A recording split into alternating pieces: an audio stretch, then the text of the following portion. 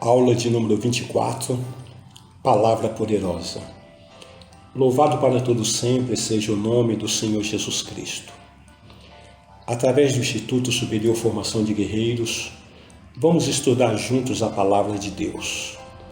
Queridos, esta aula é parte integrante de um curso de teologia básico em que todos os temas ministrados temos em apostilas que poderão ser adquiridas através dos contatos oliveirasiloafrica@gmail.com, Bispos Antônio Oliveira e Gorete Oliveira. Dentro de uma introdução, tomamos a partir de João capítulo 14, versículo 23, que está escrito: Respondeu Jesus: Se alguém me ama, guardará a minha palavra, e meu Pai o amará, e viremos para ele e faremos nele morada. Entendemos, através desse texto, que Jesus está pedindo para mim e a você uma prova de amor.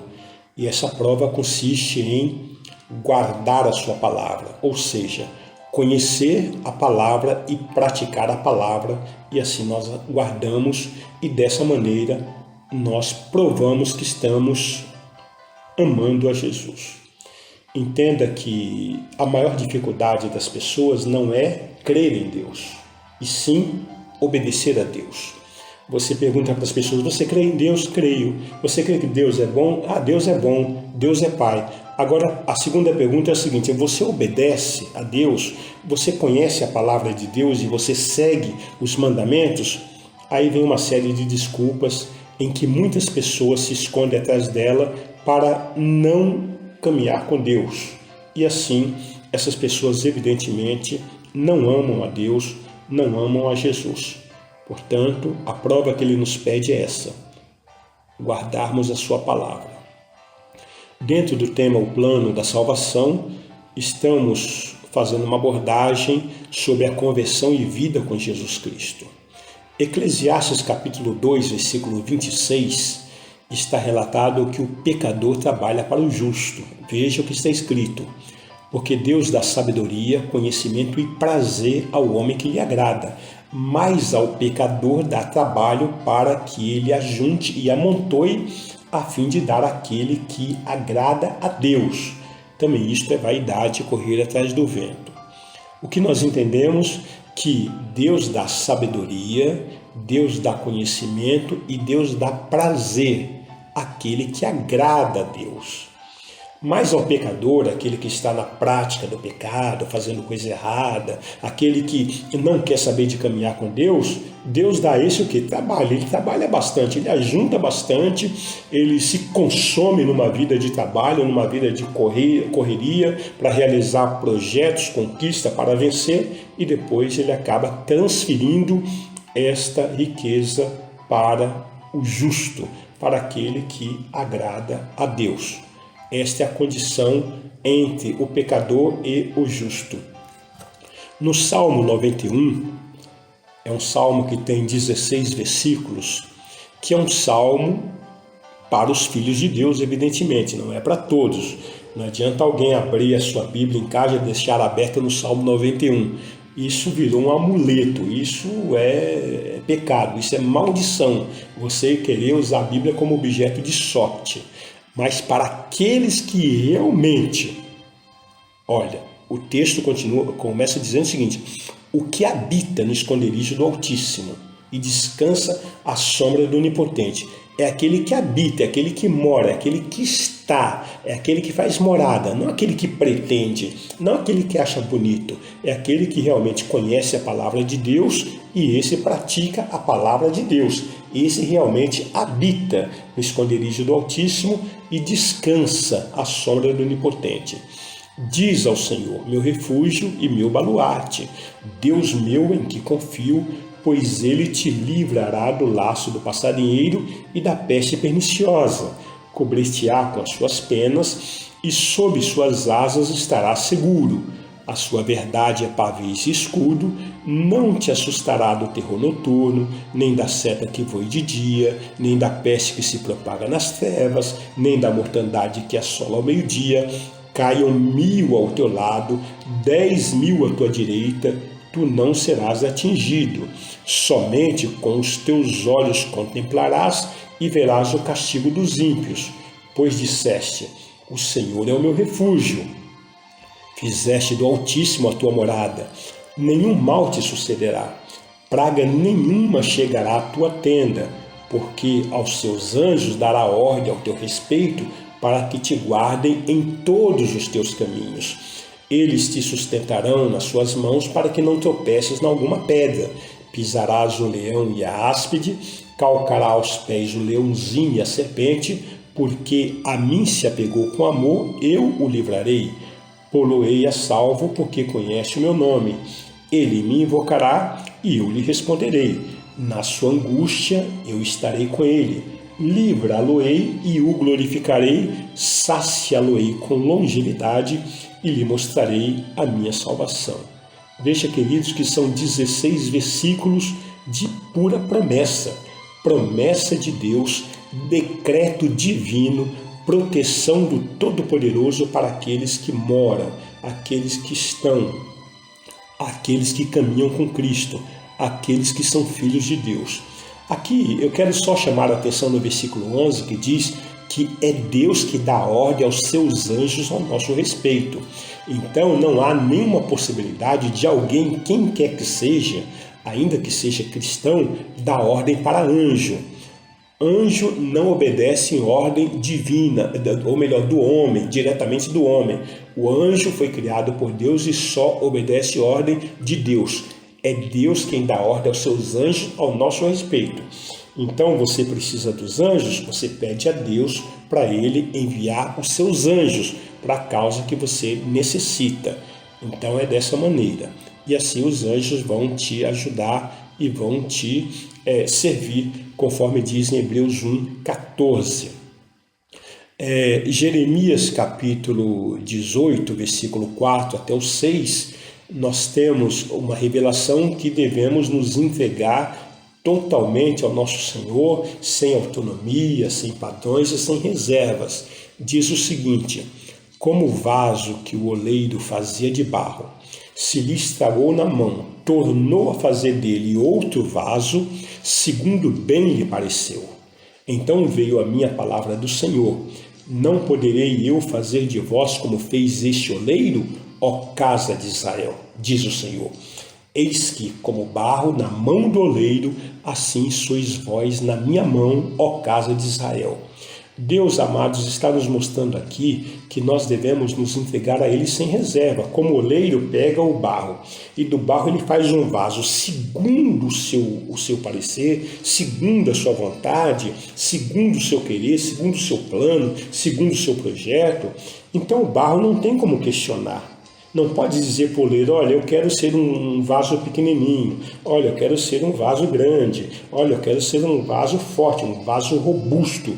Ah, não, eu quero ser um vaso redondo, eu quero ser um vaso quadrado, eu quero ser um vaso triangular. Não, eu quero ser um... Não, o oleiro é que decide a forma, a estrutura, o jeito que ele quer fazer o barro.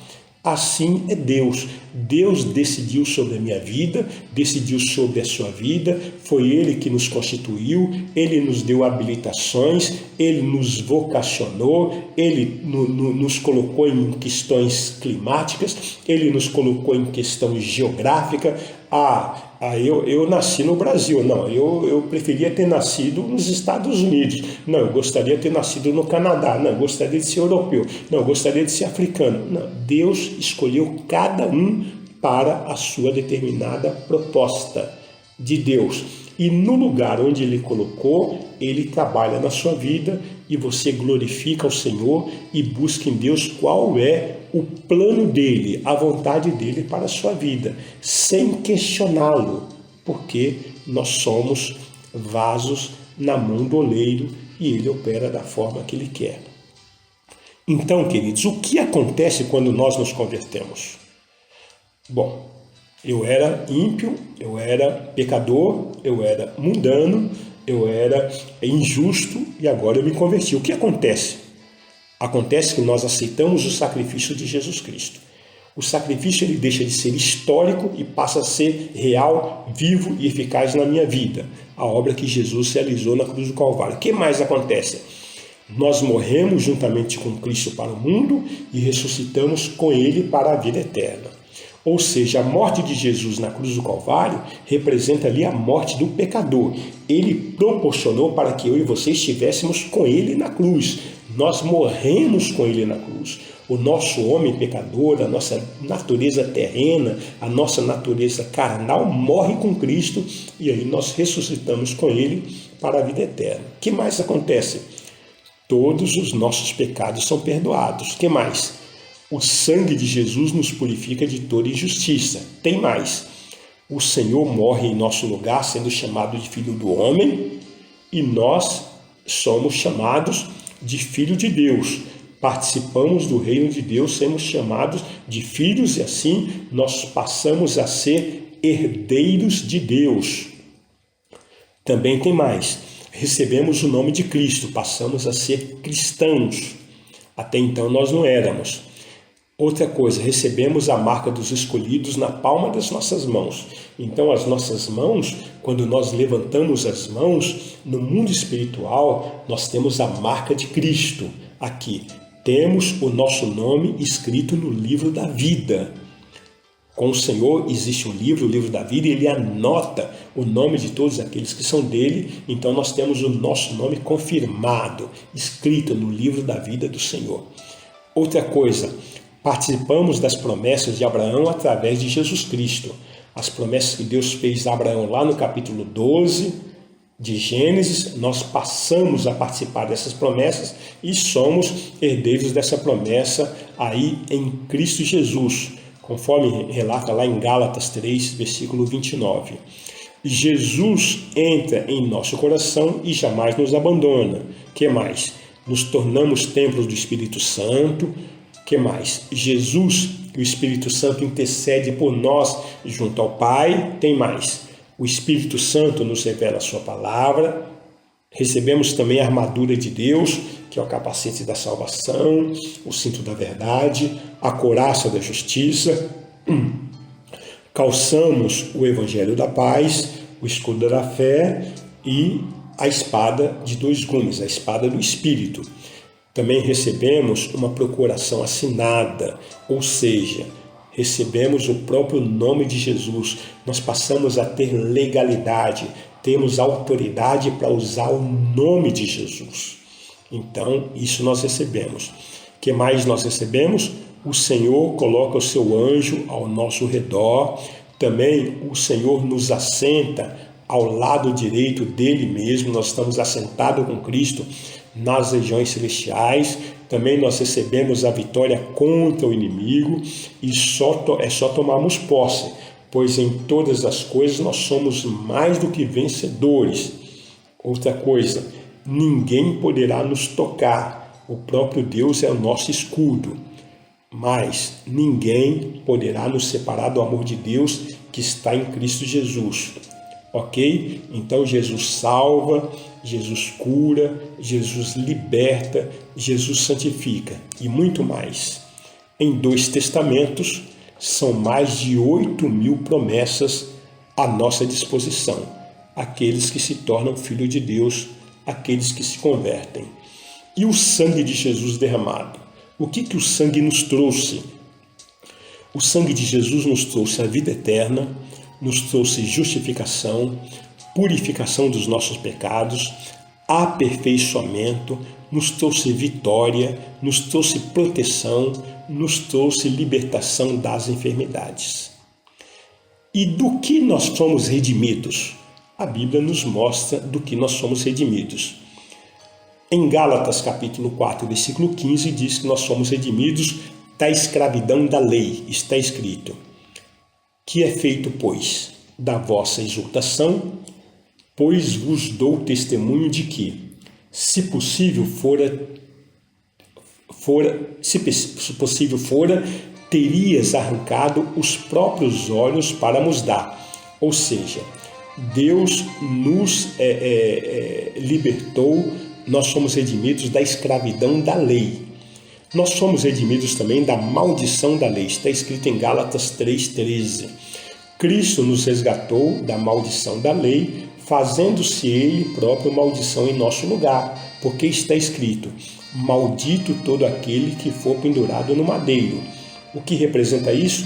Representa que eu e você fomos livres da maldição da lei.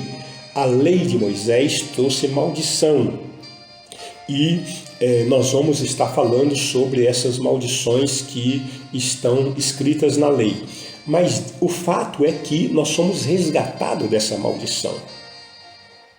E Ele, Jesus Cristo, ele se fez maldito em nosso lugar. O que acontece? Ele se fez maldição, morrendo na cruz do Calvário, se fez maldito, para que nós fôssemos libertos dessa maldição, dessa lei, e recebêssemos a bênção. Então, é isso que acontece. O Senhor nos redimiu dessa maldição. E eu gostaria, numa próxima oportunidade, estar retomando a partir desse texto, para nós falarmos um pouco sobre a questão da maldição da lei que nós somos redimidos. Portanto, eu gostaria de orar por você agora para que o Senhor continue nos concedendo a sua graça e a sua infinita misericórdia. Pai, muito obrigado porque a Tua palavra, ela nos revela tantas maravilhas que nós não conhecíamos, mas pelo poder regenerador, pela Tua revelação, pelo poder do Espírito Santo, nós temos aqui os nossos olhos abertos, nós temos aqui a instrução, o Senhor está nos ensinando acerca de todas as coisas. Pai, nós te pedimos que a Tua palavra se cumpra na nossa vida, que as Tuas promessas, Senhor, elas sejam reais, elas não sejam apenas promessas escritas no papel, mas que elas se manifestem nas nossas vidas, porque, Deus, o que importa é nós termos a experiência do Teu milagre, é o Teu milagre acontecer na nossa vida, porque o Teu milagre, o Teu sinal acontecer na vida das outras pessoas, nós nos alegramos sim, mas a experiência da pessoa com o Senhor, nós queremos ter a nossa própria experiência. Pai, eu quero te pedir por esses que estão nos ouvindo, que o Senhor visite a vida deles, veja qual é a necessidade. Eu posso crer que há uma pessoa agora, que existe alguém nesse momento, que está precisando de um verdadeiro milagre. Eu não sei se é um milagre na área da saúde, que precisa ser curado. Eu não sei se é um milagre na área financeira, que precisa de um livramento financeiro. Eu não sei se é um milagre na área da restauração, na área da comunhão, no casamento, na área, Senhor, na educação com os filhos. Pai, eu não sei que tipo de milagre, se é uma libertação em relação a vícios, em relação à religiosidade, se alguém que está sendo perseguido, está com medo, está debaixo de uma ameaça, alguém que está embaixo de uma sentença de morte. Nós quebramos agora, nós anulamos agora, nós destruímos agora todo diagnóstico contrário à vontade do nosso Deus, porque o nosso Deus é vida, o nosso Deus é promessa, promessa de vida, promessa de restauração, promessa de livramento e de salvamento. Portanto, ó Deus, nós te pedimos em nome de Jesus a Tua visita, o Teu milagre, a Tua restauração. E eu creio que nós vamos ouvir testemunhos do Teu feito através do nosso pedido, porque os nossos irmãos que estão recebendo, estão concordando com essa oração, o Senhor mesmo já coloca no coração deles agora a certeza da Tua operação e do Teu milagre está feito, porque o Senhor é fiel. O sacrifício que Jesus Cristo realizou na cruz do Calvário nos habilita para isso e nos dá a condição da vitória através do sangue de Jesus e através do testemunho que nós aqui estamos dando e relatando. Nós oramos em nome de Jesus, o autor da vida. Amém e graças a Deus.